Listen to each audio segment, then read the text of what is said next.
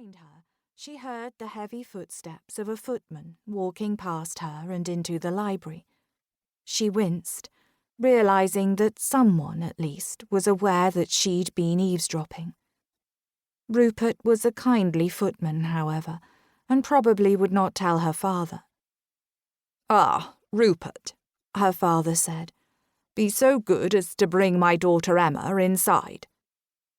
Emma closed her eyes a moment.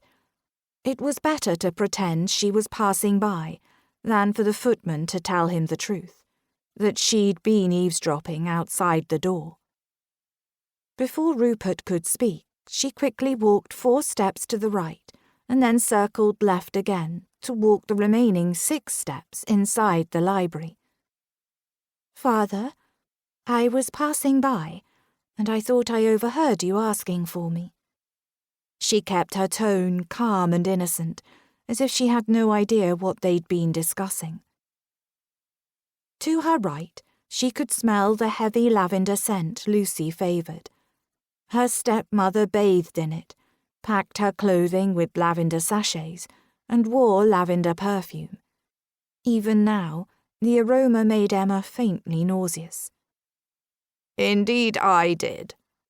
Henry cleared his throat again. "Lucy and I were having a discussion just now. Have you given any thought to marriage?" Bless her poor father's ignorance.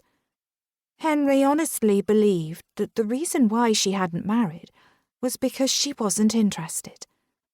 Emma tried to gather an appropriate response, but before she could speak, Lucy cut her off. "Of course she's thought of marriage, Henry. What do you think we've been spending money on all these years? New gowns, lessons, and none of it is working.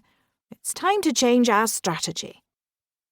There was no denying the frustration in Lucy's voice, but Emma held fast to one hope: that Papa would never allow this so-called auction to happen. He loved her and wanted what was best for her, unlike Lucy, who clearly wanted to be rid of her. Even after 5 years, Emma had never truly understood why her stepmother seemed to dislike her so.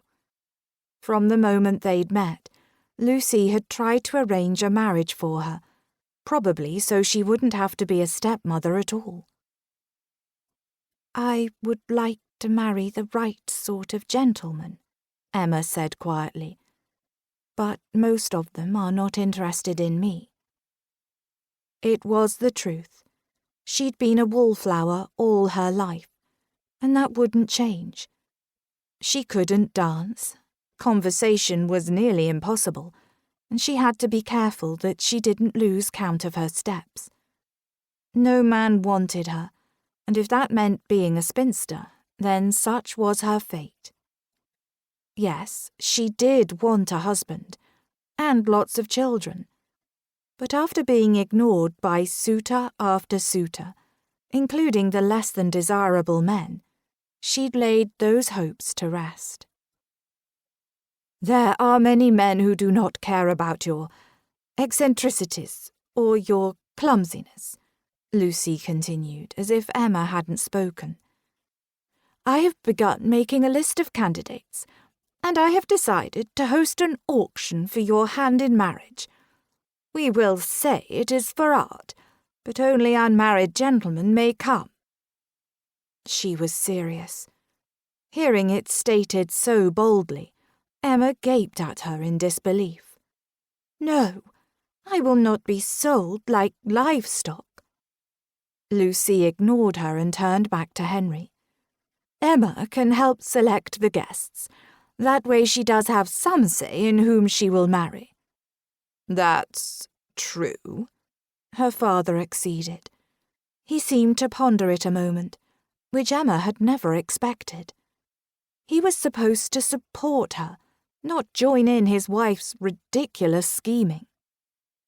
"I would allow it," he said, "but only if Emma is in agreement." "Absolutely not," she said. "The very idea is awful." But she worried that Lucy would continue wearing down